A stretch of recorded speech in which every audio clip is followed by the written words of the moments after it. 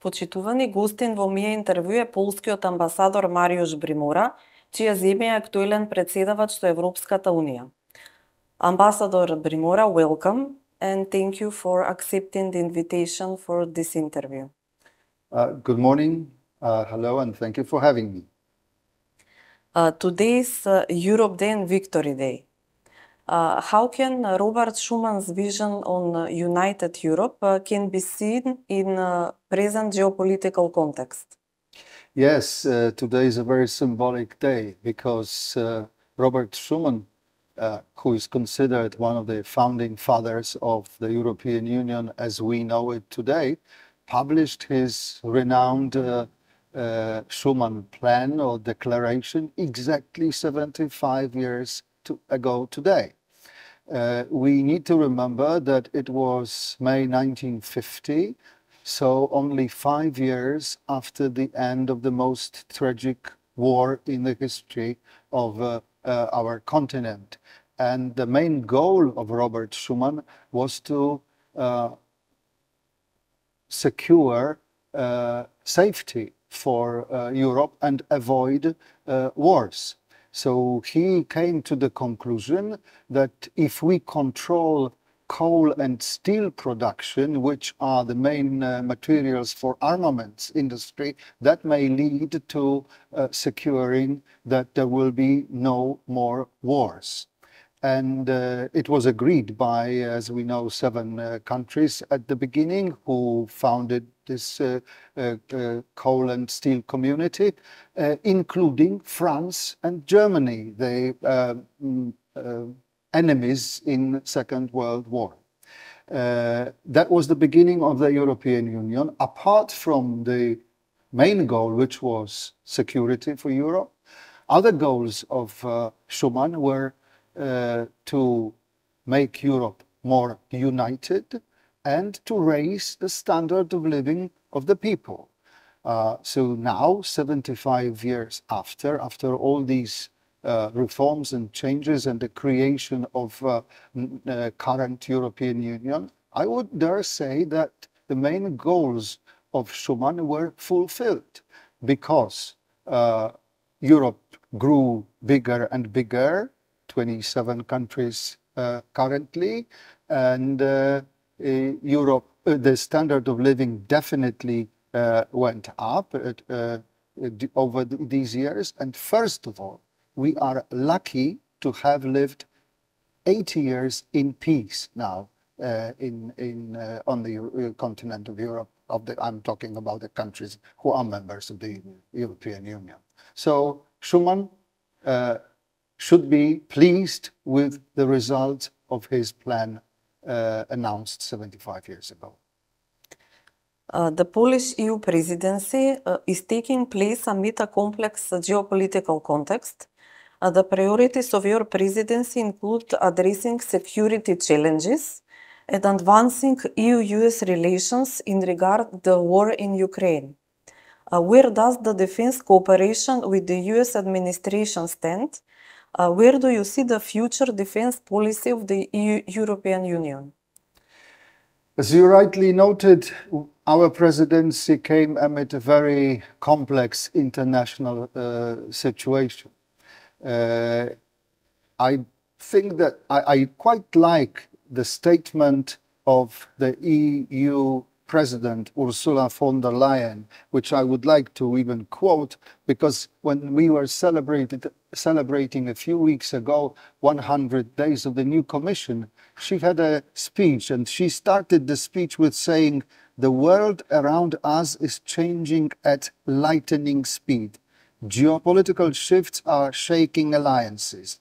Decades-old certainties are crumbling, and we still have a brutal war raging at our borders." The world today becomes very much insecure, unstable, and in a sense unpredictable.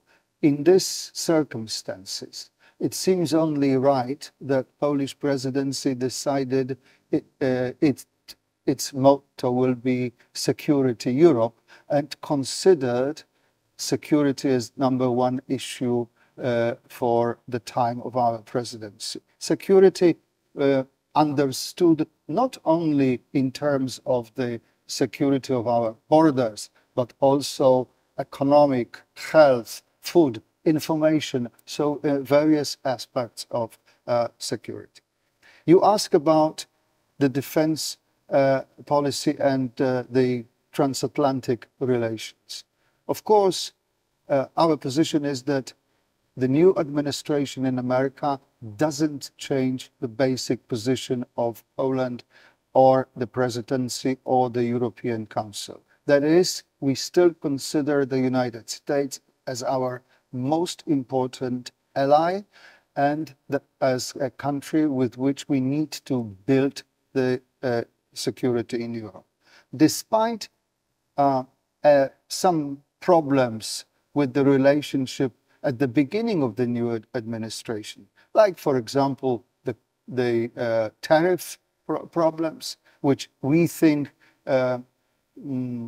should be solved as soon as possible, because it is not the time. We should do whatever we can not to allow tariff problems influence the cooperation between Europe and the United States, because, as I said, security is what is now most important thing.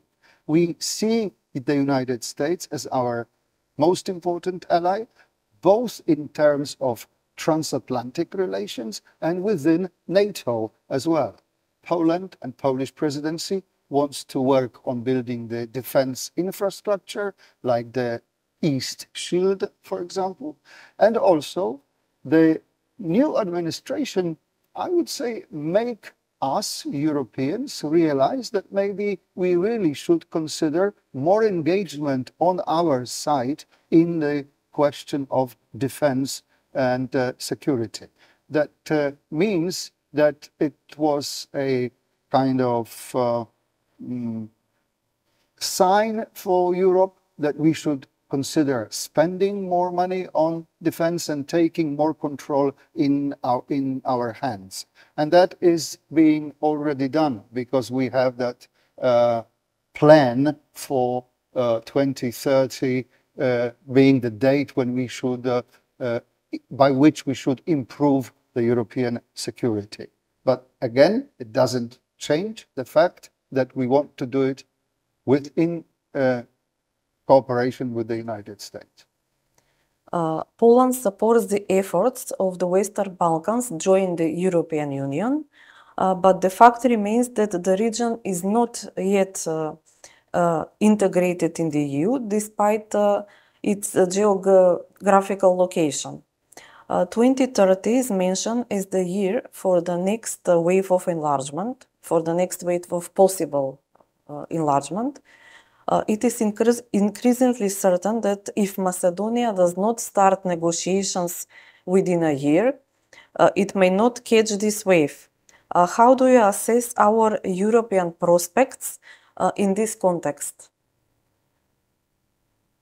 As I said, security is our main concern, but we also stressed a number of times, and it was clearly said by the leaders of the Polish presidency, including the Minister of Foreign Affairs and the Prime Minister, that we also want to work towards the enlargement of European Union, both in the East direction and in Western Balkans. Because we think, we are convinced, that enlarging European Union will help us meet our security goals. So enlarging European Union remains a priority of the Polish presidency too. I don't think that you should be worried about the date 2030. The truth is, as we all know here, that we need to start the accession process. And to start the accession process, North Macedonia needs to fulfill its commitment and change the constitution by amending it because of the commitment you made in 2022 when signing the agreement. Once you do it, we can always plan the process and open the negotiations almost immediately. And that was again declared a few times, including by myself when I was speaking at the Sobranie with the European Integration Committee and the joint European Macedonian Parliamentary Committee, that no questions asked when the constitutional amendments are made, we will immediately start working on organizing the next Intercontinental Council and opening the first chapter of negotiations for Macedonia. So the date is a later problem. The biggest problem and the problem that we have here and now is to make it possible to start. Macedonia, as you know, is the first country in the region to receive the initial payment from the EU Growth Plan. The EU also praised the country for its reform agenda. The message from Brussels is that reforms must be implemented, but on the other hand, we have the issue with the Bulgaria still open. Bulgarian Foreign Minister Georg Georgiev has said that the constitutional amendments are the first, but not the only requirement for the country. Is a new agreement with Sofia possible? And has the Polish presidency made any attempts to bring the position of the two sides closer? The Polish presidency, I repeat that, declared that we want to move the enlargement process forward. We were hoping to show concrete steps and concrete progress in the process. We are working towards making it possible, not only in Brussels, but on other bilateral levels as well. At the end of February, the Polish Deputy Minister of Foreign Affairs, Mr. Marek Prawda, visited Sofia and had talks over there, and the talks included the process of European enlargement and the way of North Macedonia to the European Union. So we do whatever we can. But again, when you ask me about the next step, my answer must be the same. You need to fulfill your commitment. There is this ancient saying, pacta sunt servanda, agreements must be kept. Yeah, this commitment of North Macedonia became now also part of the position of Brussels. Commissioner Kos clearly stated that she expected North Macedonia to fulfill that commitment so that we can take the process forward. So whatever we say, we will come to the same conclusion.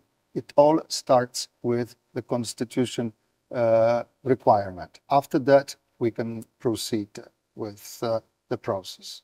But do you think that this so-called silent diplomacy could bring some results? Of course. And maybe to a new deal with Sofia? That I don't know, but of course there is space for talking. There is always space for talking. I believe that your members of government use every occasion when they meet their partners on international fora to talk with them. But the official position is just as I said. Fulfill your requirement of the 2022 agreement. Recently, there have been several statements related to the country's EU integration. Let me quote some of them. Euro Commissioner Kos said that Macedonia is a sad story, considering how long it has been waiting for negotiations. Prime Minister Christian Mickoski, on the other hand, said in Valencia that Macedonia has already made numerous concessions and reforms while remaining committed to the European path, but that it has received new conditions that are applied selectively. President Gordana Siljanovska-Davkova also said that the veto is not an act of friendship, and that this situation also speaks about the credibility of the EU. While the Croatian President Zoran Milanovic, during his visit to Skopje, said that we should not be victims of, I quote, extortion for EU membership. Your view on this as the EU presidency holder? In a sense, I agree that North Macedonia is a sad story, because it's been 20 years since you became the candidate of to be. But it's not our fault for that. Okay, yeah. So it is a sad story. But for 2 years now, we know the situation is new. Since the French proposal and the agreement that we already mentioned, there is a new situation. And the expectation from North Macedonia's government, I believe, is that they will show the political will to move this process forward by fulfilling the commitment of the agreement. Joining the European Union is not an easy process. I can say it on the basis of the example of Poland. Poland entered the European Union 21 years ago as a rather poor, economically backward country at that time, but with a huge support from our society. In the referendum in 2003, which we called the accession referendum, over 77% of Polish society voted in favor of Poland's joining European Union. And that turned out to be the best possible decision we could make, because now whoever visits Poland, whether it is a member of Polish diaspora who has not been to Poland for many years, or tourists coming from all over the world who knew our country, they immediately notice an unbelievable difference between Poland of 2004 and Poland of today. 20 years in the European Union changed our country completely. And in this sense, Macedonia is a sad story, because you 20 years used for being a candidate instead of already reforming the country and changing it and improving all the standards in the country. So we need political will. We need reforms to be completed in North Macedonia, and we need to make sure that, we, the politicians here, need to make sure that they will not lose the support of the Macedonian society, because we already learned from opinion polls that this support is going down, because the society is becoming tired of waiting, or has already become tired of waiting. So we need to be very careful not to lose the support of the society. Luckily, if we are to believe the latest opinion polls, which were revealed just a few weeks ago, I believe it was still at the level of slightly over 60%, yes, that you have support among the society. And we need to use that enthusiasm. Another thing is that, and I want to stress it once again, currently the Commission, Brussels, the Presidency, everybody is ready for the enlargement. The doors are opened. This is a very favorable momentum for the candidate countries. The trouble with the world today, the instability that we mentioned, the unpredictability that we mentioned, the trouble is that such a momentum may not last forever. So the task, again, for the government of North Macedonia is to use the momentum as long as it lasts. Ambassador, as you mentioned the reforms, EU's remarks focused on reforms in countering corruption, as well as public administration reforms. What is your message to the country on the reform process, and what is the Polish experience in this regard?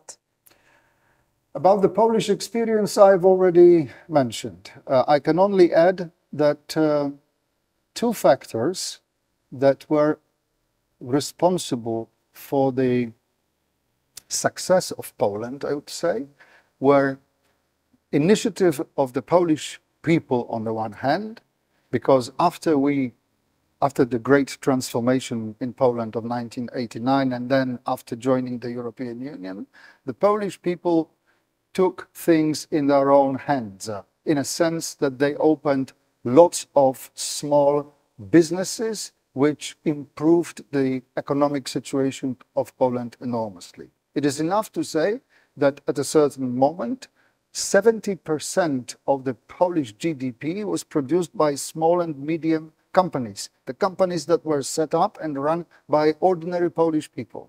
So the initiative and work of the Polish people was one key factor. The other key factor was the help of the European Union, including the financial aid of the European Union.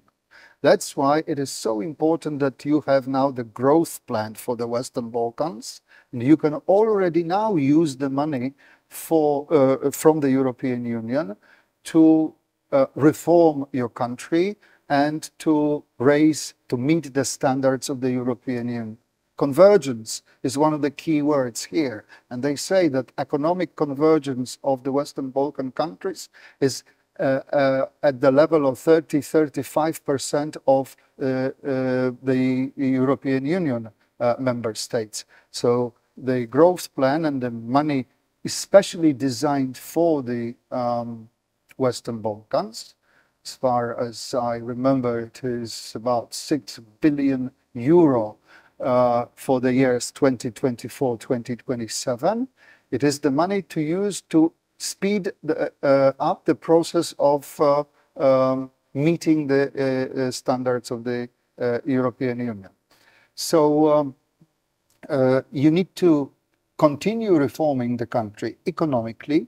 You need to continue reform of the judiciary in your country, and you need to continue fighting with the corruption, especially that it is again the opinion of your own society.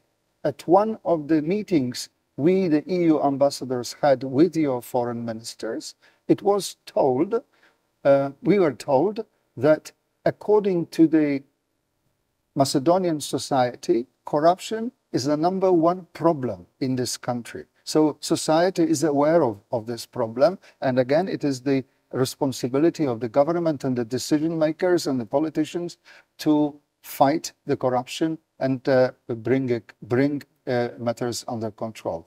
These reforms, plus the money you can use from the European Union, plus the necessary condition that we mentioned a few times here concerning the constitution, would, in my belief, open the door to start negotiations.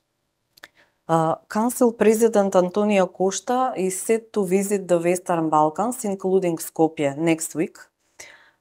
Can we expect some breakthrough in the process from this visit? And what message will be sent? That I don't know if there will be a breakthrough. All I know is that this is another strong sign of the priorities of the European Union. The fact that he's visiting Western Balkans, the fact that he's coming to Skopje is a proof that we are open for the enlargement. From my own perspective, I can also mention that Mr. Tusk, our Prime Minister, if all goes well, will be visiting Skopje as well in the process of next few months, and this will be another sign for you that we care about Northwest Macedonia, that we support North Macedonia, that the Presidency, the EU Council are in favor of Macedonia's opening the negotiation process. A strong sign that will wait for a reply, a response from the Macedonian side. Ambassador, how do you assess bilateral relations between Poland and North Macedonia? Where can cooperation improve? Political relations, relations between our two countries are very good. Not only now during the presidency, they were good also previously, but since January, we had already a number of high-level visits in Warsaw. Both Minister Timcho Mutunski and Minister Orhan Murtazani visited Warsaw already a few times. Minister Mutunski was in Warsaw yesterday for another informal meeting of the foreign ministers. As I said, we are planning the visit of the Prime Minister. So politically, the relationships are very good and satisfactory. Even before I came to North Macedonia as the head of our embassy, I realized and I thought it would be my main task to raise economic cooperation to the level of political relationship. If we can do this, that would be a great success, because the economic cooperation between our two countries is not as big as we would like it to be and as it could be. So this is my task number one. As far as the integration process is concerned, again, Poland is helping North Macedonia in a number of ways, because we, for example, run twinning projects here in North Macedonia. One of them is currently underway, and it's concerning the security of your traffic regulations and passenger and goods transportations, and Polish experts are here in Macedonia, and they will be here for the next year and a half, I believe, running this twinning project. We have the annual academy in Warsaw, which is attended by leaders from your country as well. We have cooperation on experts level, and we are ready to help Macedonia with sending some experts here whenever such a need would be communicated to us. Last but not least, we believe that reconciliation process is something very important. So we every year invite young leaders from Western Balkan countries, including North Macedonia, to a seminar in Poland organized by Krzyżowa Foundation and the Polish and German Ministries of Foreign Affairs, to show them the Polish-German example of reconciliation as an example. And I must say that after last year's, that was the latest edition was in December last year, and I then met with those young people from Macedonia who attended that seminar. They were extremely pleased with what they were offered, how it went, how they met people, young people with other Western Balkan countries, and how they saw for the first time in their life how friendships were made between people from the countries which normally are not that friendly towards each other. So this is another example of how we work with Macedonia. And financially, Poland committed OECD to prepare a special scoreboard, economic scoreboard report. The preliminary version of this report was already presented in February. We are expecting the final version to be presented before the end of our presidency. And that scoreboard is, the aim of this scoreboard is to prepare guidelines for particular governments in the region of Western Balkans as far as their economic convergence with the EU requirements is concerned. So again, we already mentioned that the economic convergence is a problem here. So this scoreboard with guidelines prepared especially for each country will be another tool to help North Macedonia on the way to the European Union. Ambassador Brimora, thank you for this interview. Thank you very much.